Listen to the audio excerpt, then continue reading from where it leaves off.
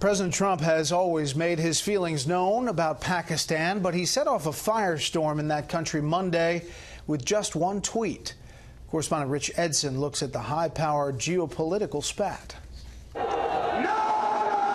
In Pakistan, anti-American, anti-Trump demonstrations, an emergency government meeting and summoning the U.S. ambassador in response to President Trump's tweet claiming the United States has given Pakistan $33 billion and received in exchange nothing but lies and deceit. The Pakistani government says the president's tweet is, quote, completely incomprehensible as they contradicted facts manifestly. Pakistan says it is deeply disappointed in the president's tweet. The Trump administration says it, too, is frustrated with the relationship. Pakistan has played a double game for years. They work with us at times, and they also harbor the terrorists that attack our troops in Afghanistan. In August, President Trump argued the same points while he detailed his administration's strategy for the region.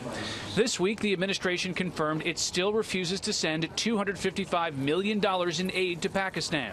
A former Trump State Department official says this posture towards Pakistan is overdue. We can also politically, I think, just make it clear that we're shifting away from this government and going to look more toward India as a solution to our problems. Pakistan's government says it has sacrificed tens of thousands of lives fighting terrorism, and that, quote, could not be trivialized so heartlessly by pushing all of it behind a monetary value. And that, too, an imagined one.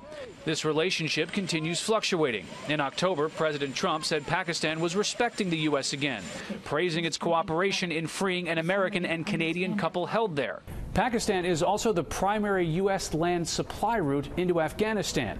Pakistan has previously blocked that route, forcing the U.S. to use other Central Asian countries to supply its forces in Afghanistan. Brett? Rich Edson at the State Department. Rich, thanks.